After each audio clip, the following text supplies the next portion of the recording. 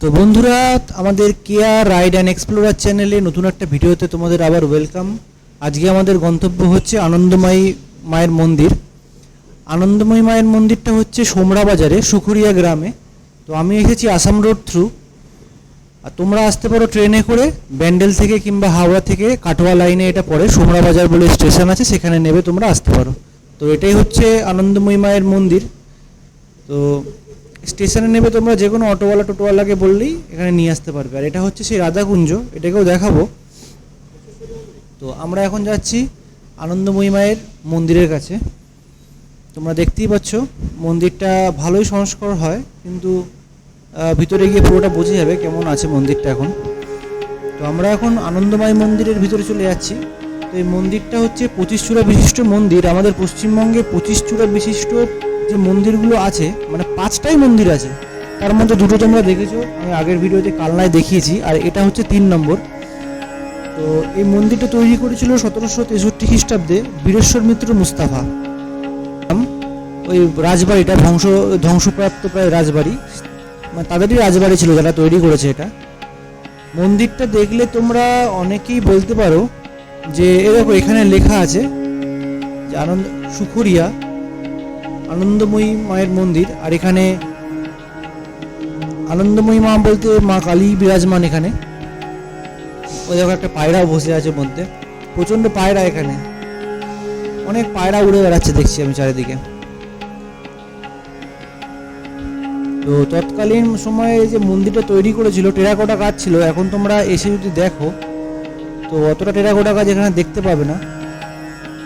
মন্দিরটা রক্ষণাবেক্ষণ করার জন্য যে রংটা করা হয়েছে উপরে, টেরাকোটার কাজগুলো অনেকটাই নষ্ট হয়ে গেছে, আর খুব একটা বেশি টেরাকোটা কাজ এখন এখানে দেখতে পাবে না। তবে এই মন্দিরটা একটা অদ্ভুত জিনিস আমি দেখেছি, এটা তোমাদের বলবো পরবর্তীকালে। সেই জায়গাটায় যদি আমরা যাই ভিডিওটা তোলার সময়। দেখো উপরে যে টেরাকোটা কাজগুলো ছিল সেগুলো কিন্তু আছে, আর নিচেরগুলো কিন্তু খারাপ হয়ে গেছে। যদিও রং দিয়ে কভার করার একটা চেষ্টা হয়েছে, না থাকার থেকে রং দিয়ে রাখাটা অনেকটা ভালো। এই মন্দিরটার সামনে কিন্তু 2 সাইডে 6টা করে মন্দির আছে। সেই 6টার মধ্যে 2 সাইডেরই 5টা করে 8চালা মন্দির আর একটা করে পঞ্চরত্ন মন্দির। তোমরা যে রাইট সাইড মানে ডান দিকে যে মন্দিরটা দেখছো পঞ্চরত্ন, ওখানে আছে গণেশজি। আর বাকি সব কটা 8চালা মন্দির যে আছে সেখানে আছে শিবলিঙ্গ, প্রত্যেকটা একটা করে শিবলিঙ্গ আছে। মন্দিরের ডান সাইডে যে মন্দিরটা আছে, এবার এখান থেকে যে ডান দিকে মন্দিরটা আছে পঞ্চরত্ন মন্দির, সেখানে কিন্তু একটা সাদা শিবলিঙ্গ আছে। তোমরা দেখতে পাচ্ছ এই শেষ মন্দিরটা ধীরে ধীরে একদিকে কাত হয়ে যাচ্ছে। অনেক দিন হয়ে গেছে, 1763 সাল ছিল তৈরি করার সময়, এখন হয়ে গেল টাইম অনেক। তো আমরা এখন একটা মন্দির তোমাদের দেখাচ্ছি। মন্দিরগুলোর মধ্যে একটা শিবলিঙ্গ বসানো আছে। দেখো শিবলিঙ্গ স্থাপিত আছে মন্দিরগুলোর মধ্যে। এরকম মন্দির 2 সাইডে মিলিয়ে টোটাল 10টা আছে, 8চালা মন্দির। আর দুটো করে আছে, মানে একটা করে 2 সাইডে 2টো আছে পঞ্চরত্ন মন্দির।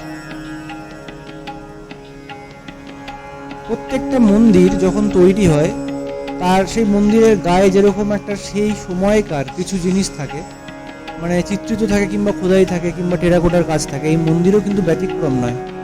এই মন্দিরেও সেই ধরনের একটা অদ্ভুত জিনিস দেখতে পাওয়া গেছে। আমরা যেটা ভিডিও করেছিলাম তোমরা দেখলেও একটু অবাক হবে।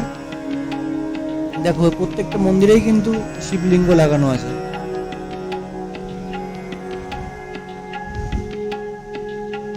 দেখো এখানেও একটা শিবলিঙ্গ। এগুলো কিন্তু সব ব্ল্যাক স্টোন, মানে কালো কালো এই শিবলিঙ্গগুলো। কিন্তু ওই পঞ্চরত্ন যে মন্দিরটা আছে সেখানে কিন্তু একটা সাদা রঙের শিবলিঙ্গ পাওয়া যায়। এটা হচ্ছে এই পাশের পঞ্চরত্ন মন্দির, যেখানে গণেশজি বিরাজমান। দেখো তোমরা গণেশ ঠাকুর আছে এখানে একটা। তো এই মন্দিরটাতেই আমি একটা অদ্ভুত জিনিস দেখেছি। দেখো টেরাকোটার কাজের মধ্যে তোমরা কি দেখতে পাচ্ছ? হাতে বন্দুক নিয়ে সেপাই, মানে বুঝতে পারছো তোমরা?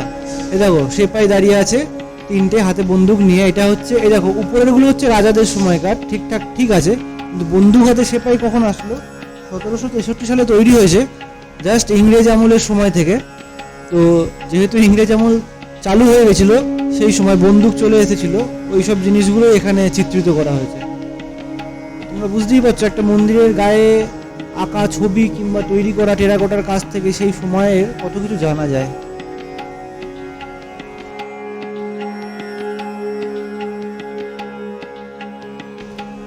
দেখো এই মন্দিরটা, এই জায়গাটা হচ্ছে মন্দিরটা ঠিক পেছনে পুকুরটা, তোমরা রাজবাড়ির সামনে দিয়ে যে পুকুরটা দেখতে পাও এটা হচ্ছে মন্দিরের পেছনের অংশটা, যেখান থেকে রাজবাড়িটা হালকা দেখা যায়।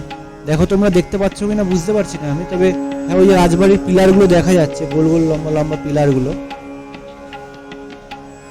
তো মন্দিরগুলো রক্ষণাবেক্ষণ মোটামুটি করছে, চেষ্টা করছে মন্দির প্রাঙ্গণটা করতে।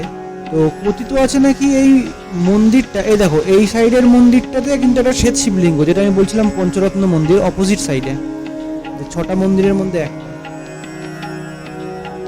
আর বাকিগুলো তো সেম সেরকম শিবলিঙ্গই আছে।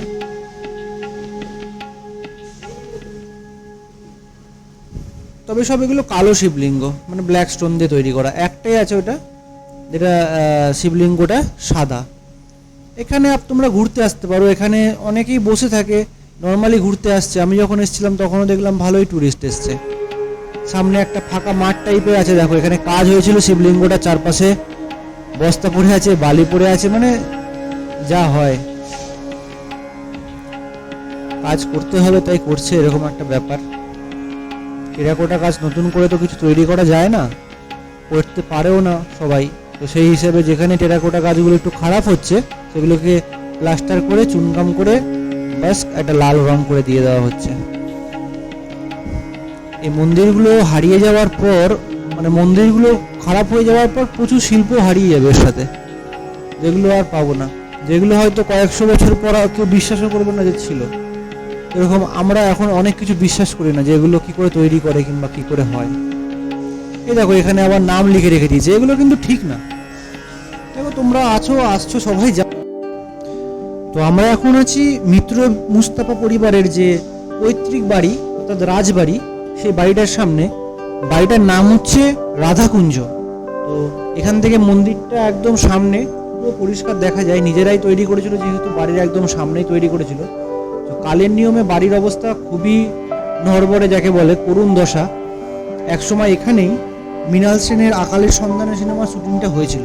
দেখো বাড়িটার নাম কিন্তু রাধাকুঞ্জ। এই রংটাও তখন তৈরি করা হয়েছিল, রংটা করা হয়েছিল তখন শুটিং চলছিল। আর ওই আকালের সন্ধানে বইটা কিন্তু ন্যাশনাল ফিল্ম অ্যাওয়ার্ডও পেয়েছিল, ভালো বই করেছিল। আর এই ছবিগুলো এখনকার, বুঝতেই পারছো কি করুণ দশা। এখানে একটা রাম সীতা লক্ষ্মণের মূর্তি ছিল খোদাই করা, যেটা এখন প্রায় বিলুপ্ত, কেউ বুঝতেও পারবে না। আর এই ছবিগুলো হচ্ছে তখনকার ছবি, যখন শুটিং চলছিল। কি সুন্দর দেখো এই পিছনের সাদা রংটা, রাধাকুঞ্জ নাম লেখাটা দেখতে পাচ্ছ তোমরা, তার কিছুটা এখনো আছে।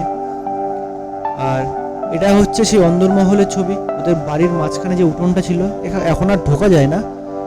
তো আর এই ছবিটা হচ্ছে ওদের ছাদের, যে ছাদ থেকে বসে মন্দির দেখা যেত। এই ছাদ এখন নিজের ভার বহন করতেই অক্ষম, যদি এর উপরে কেউ ওঠে তো ছাদ নিজেই ভেঙে পড়ে যাবে। তো দেখো এই ছাদটার কথাই বলছিলাম, উপরে এই ছাদটাই ছিল সেই ছাদটা। তো কালের নিয়ম যা হয়, বাড়িটা ধ্বংসপ্রাপ্ত হতে আর বেশি সময় নেই যা মনে হচ্ছে দেখে। তো আমাদের ব্লগ আজকে এখানেই শেষ। তোমাদের কেমন লাগলো বলো, আর সবাই ভালো থেকো। নেক্সট ব্লগে আবার তোমাদের সঙ্গে দেখা হচ্ছে।